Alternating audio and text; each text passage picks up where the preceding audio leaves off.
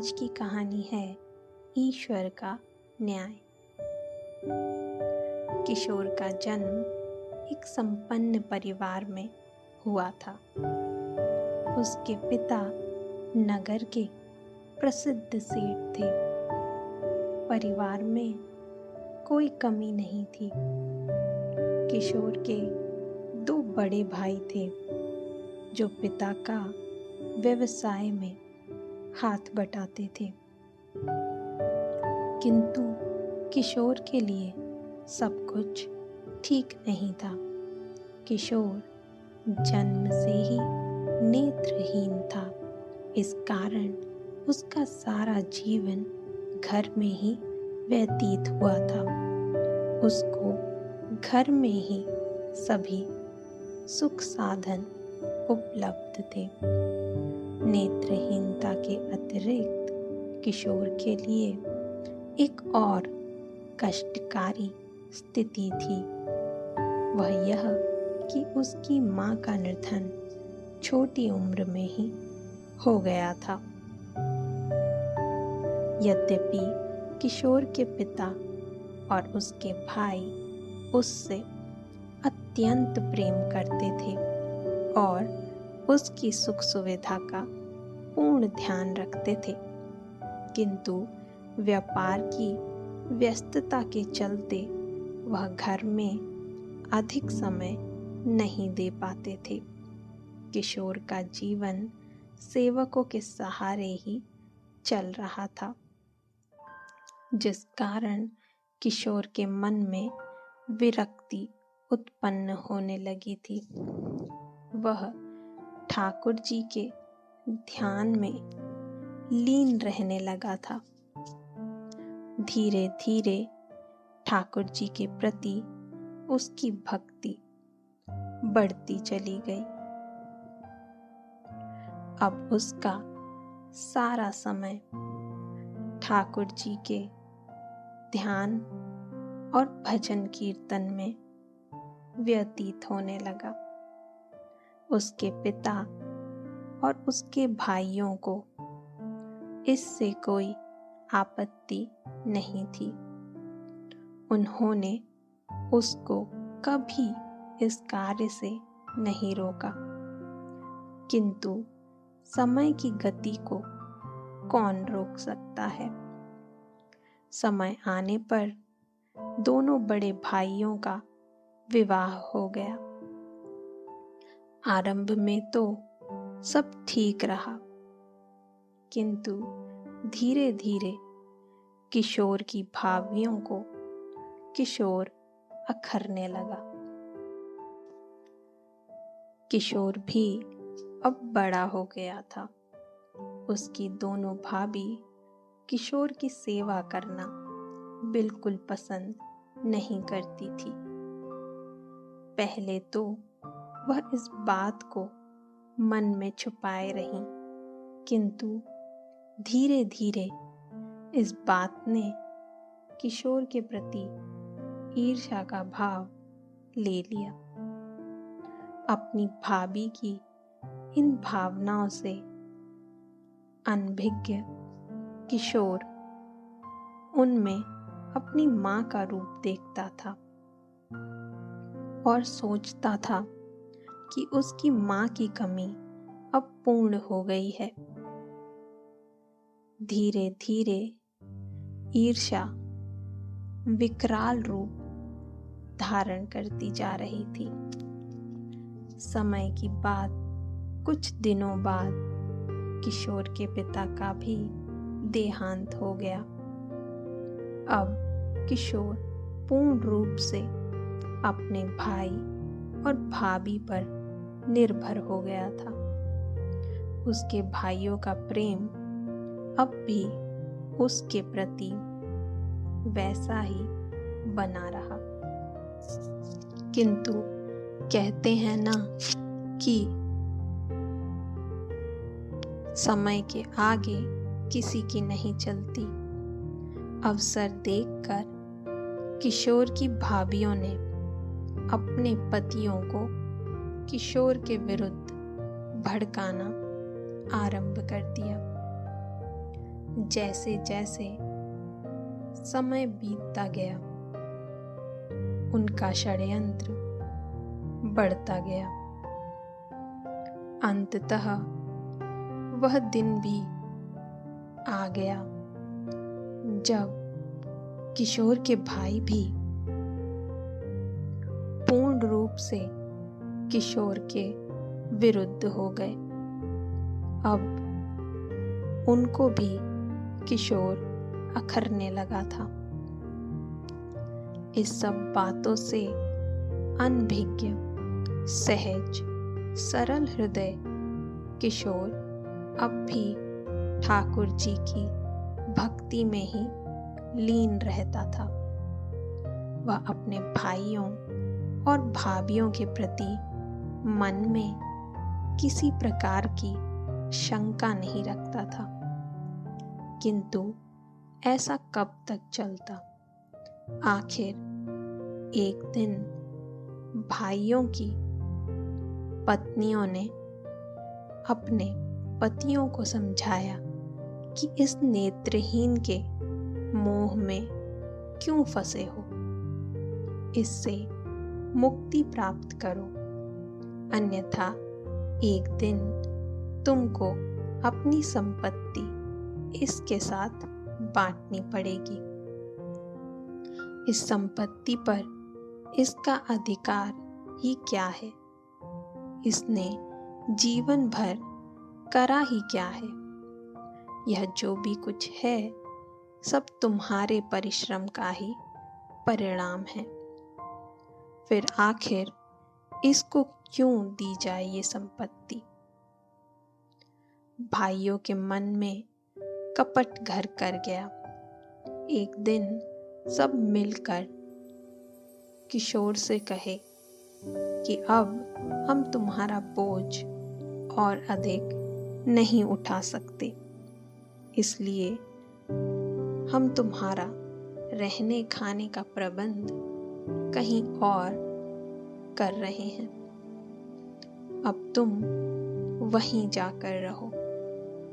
तुमको समय पर खाना, कपड़े और अन्य आवश्यक सामग्री मिलती रहेगी। तुमको किसी प्रकार का कोई कष्ट नहीं होने देंगे। अपने भाइयों के मुख से अनायास ही इस प्रकार की बात सुनकर किशोर आवाक रह गया। वह नहीं समझ सका कि वह क्या बोले।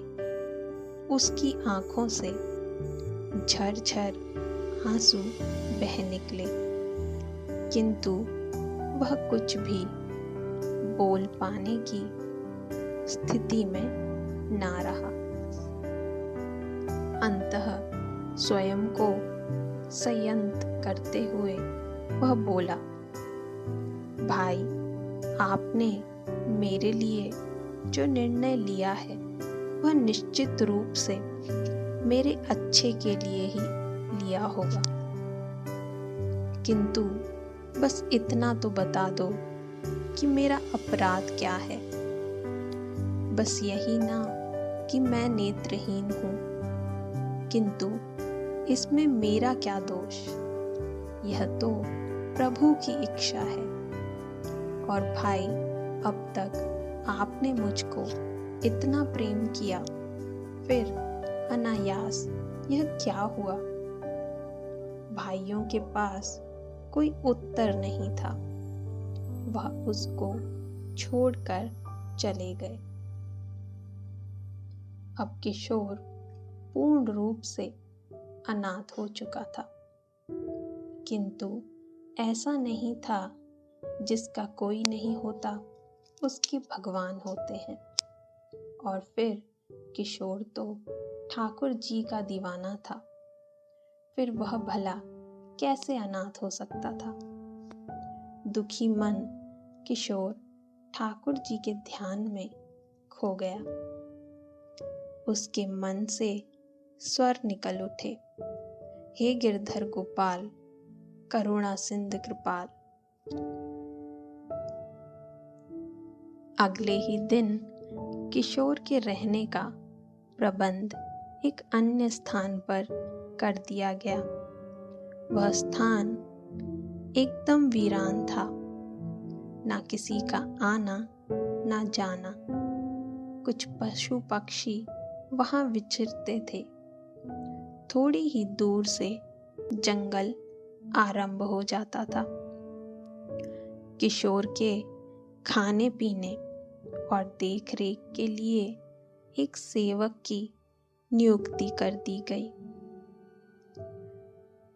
प्रतिदिन सुबह नाश्ते का प्रबंध और दोपहर तथा रात्रि के भोजन के प्रबंध किशोर के भाई और भाभी कर देते थे। उसके वस्त्र भी घर से धुलकर आ जाते थे। किशोर ने कुछ भी विरोध नहीं किया। वह उसमें ही संतुष्ट रहने लगा। उसका नियम था, वह जब भी कुछ भोजन करता पहले अपने गोविंद का स्मरण करता, उनको भोजन अर्पित करता और उस भोजन के लिए धन्यवाद देकर तब भोजन ग्रहण करता। कुछ दिन यह क्रम चलता रहा। इस बीच किशोर की दोनों भाभियों को पुत्र प्राप्त हुए। उसके बाद उनको किशोर का यह प्रतिदिन का खाना और वस्त्र का प्रबंध भी अखरने लगा। तब दोनों ने मिलकर एक भयानक षड्यंत्र रचा। उन्होंने किशोर को समाप्त करने की योजना बनाई। अगले दिन रात्रि के भोजन में विष मिलाकर सेवक के हाथ भेज दिया। इस बात से अनभिज्ञ सेवक भोजन लेकर पहुंचा और किशोर को भोजन सौंप दिया। किशोर ने भोजन प्राप्त किया और प्रतिदिन की भांति भोजन गोविंद को अर्पित किया। अब जिसके साथ गोविंद सदा रहते हों, उसके सामने कोई षड्यंत्र भला क्या करता। गोविंद के भोजन स्वीकार करते ही भोजन प्रसाद के रूप में परिवर्तित हो गया। किशोर ने सुखपूर्वक भोजन किया, भगवान का धन्यवाद किया और लग गया हरि भजन में। उधर दोनों भाभी प्रसन्न थी कि चलो आज पीछा छूटा। अगले दिन अनजान बनकर उन्होंने फिर से प्रातः का नाश्ता तैयार किया और सेवक के हाथ भेज दिया, इस आशा में कि थोड़ी ही देर में सेवक उनके मन को प्रसन्न करने वाली सूचना लेकर आएगा। नाश्ता देकर जब सेवक वापस लौटा तो किशोर को कुशल जान उसको बड़ा आश्चर्य हुआ। वह दोनों पाप बुद्धि यह नहीं जान पाई कि जिसका रक्षक भगवान हो, उसका भला कोई क्या बिगाड़ सकता है। उन्होंने सोचा हो सकता है कि किसी कारणवश किशोर ने रात्रि में भोजन ही ना किया हो। ऐसा विचार कर उन कुंठिल स्त्रियों ने अपने मन की शंका का समाधान स्वयं करने की ठानी। उस दिन उन्होंने दोपहर के भोजन में किशोर के लिए खीर बनाई और उसमें पहले से भी अधिक तीक्ष्ण विष मिला दिया। वह स्वयं ही खीर लेकर किशोर के पास गई और किशोर से बड़े ही प्रेम का व्यवहार किया और पूछा कि आज तुम्हारा चेहरा कुछ उदास लग रहा है, क्या रात्रि में भोजन नहीं किया? अपनी भाभियों को वहां देख निर्मल मन किशोर बहुत प्रसन्न था। वह बोला, नहीं भाभी, मैंने तो भोजन किया था, बहुत स्वादिष्ट लगा। यह तो आपका प्रेम है जो आपको ऐसा प्रतीत हो रहा है। यह सुनकर दोनों पापी स्त्रियां शंका में पड़ गई कि इसने भोजन किया तो फिर यह जीवित कैसे है। उनकी पाप बुद्धि ने अब भी उनका साथ नहीं दिया और वह सत्य को नहीं पहचान पाई। उन्होंने मन में विचार किया कि किशोर हमसे झूठ बोल रहा है। तब उन्होंने प्रेम पूर्वक किशोर को खीर देकर कहा, आज हम तुम्हारे लिए अपने हाथ से खीर बनाकर लाई हैं और अपने सामने ही खिलाकर जाएंगी। उनके कपट पूर्ण प्रेम के नाटक को किशोर नहीं जान पाया। उसकी आंखों में आंसू आ गए। उसने प्रेम से वह खीर ली और खाने बैठ गया, किंतु खाने से पूर्व वह अपने गोविंद को नहीं भूला। उसने प्रेम पूर्वक गोविंद को स्मरण किया, उनको खीर अर्पित करी और प्रेम पूर्वक खाने लगा। फिर कैसा विष और कैसा षड्यंत्र, वह सुखपूर्वक सारी खीर खा गया। उधर उसकी भाभियों ने उसको खीर खाते देखा तो सोचा कि हो गया इसका तो अंत, अब यहाँ रुकना उचित नहीं। ऐसा विचार कर वह वहां से तुरंत ही निकल गई। खीर खाने के बाद किशोर ने भाभी को धन्यवाद कहा, किंतु वह वहां होती तब ना। किशोर को बहुत आश्चर्य हुआ कि अनायास ही वह दोनों कहाँ चली गई। जब कोई उत्तर नहीं मिला तो उसने भगवान को पुनः स्मरण किया और हरि भजन में तल्लीन हो गया। उधर दोनों भाभी प्रसन्न मन अपने घर पहुंची तो देखा घर में कोहराम मचा था। देखा तो पता चला कि उन दोनों के पुत्रों ने कोई वैशीला पदार्थ खा लिया जिससे उनकी मृत्यु हो गई। यह देख दोनों को काटो तो खून नहीं की स्थिति में पहुंच गई। अब उनको अपने पाप का एहसास हो गया था। वह जान गई कि भगवान ने उनको उनके कर्मों का दंड दिया है। वह दोनों दहाड़े मार मार कर रोने लगी और खुद को कोसने लगी। उधर एक सेवक दौड़ा दौड़ा किशोर के पास पहुंचा और सारी घटना सुनाई।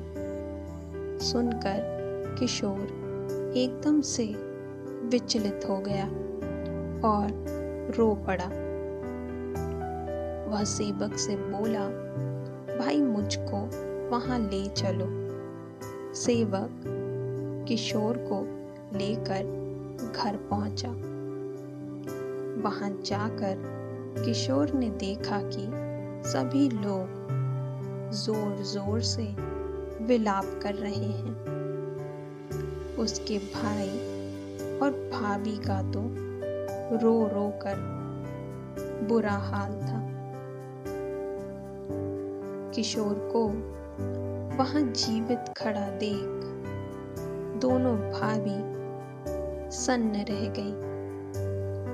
अब उनको इस बात का विश्वास हो गया कि जिस किशोर को उन्होंने ठुकरा दिया था, जिसकी हत्या करने की कुचेष्टा करी, भगवान स्वयं उसके साथ हैं।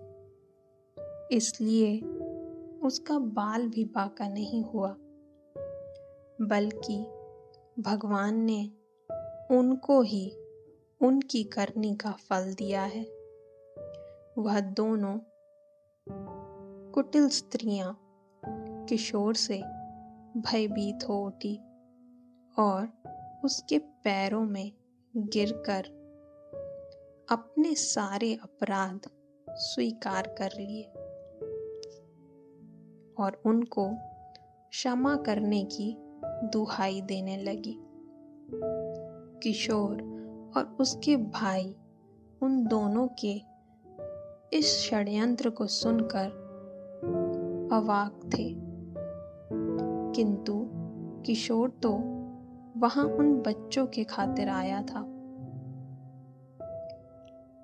किशोर ने सेवक से कहा, मुझको बच्चों तक पहुंचा दो। सेवक ने ऐसा ही किया। बच्चों के पास जाकर किशोर ने श्री गोविंद को स्मरण किया और प्रार्थना करी कि हे गोविंद, आज मेरी लाज आपके हाथ में है। इन दोनों मासूमों को जीवन दान दो या फिर मेरा भी जीवन ले लो। ऐसी प्रार्थना कर किशोर ने दोनों बच्चों के सिर पर हाथ फेरा। ठाकुर जी की लीला अपने भक्त की पुकार को कैसे अनसुना करते। पल भर में ही दोनों बच्चे जीवित हो उठे। यह देख किशोर के भाई और भाभी को बहुत लज्जा आई। उन्होंने किशोर से अपने कर्मों के लिए क्षमा मांगी और कहा, अब उसको कहीं जाने की आवश्यकता नहीं है, अब वह यहीं रहेगा पहले की ही तरह।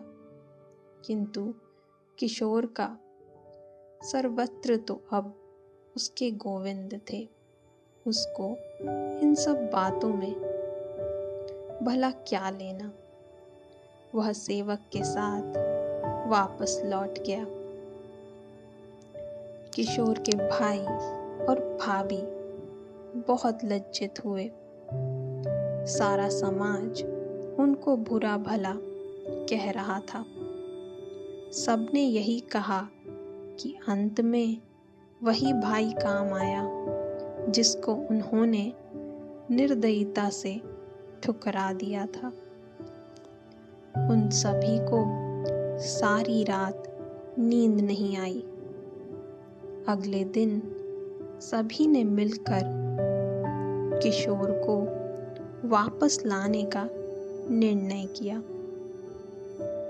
सब लोग मिलकर किशोर के पास पहुंचे, किंतु किशोर तो पहले ही सब कुछ भांप चुका था।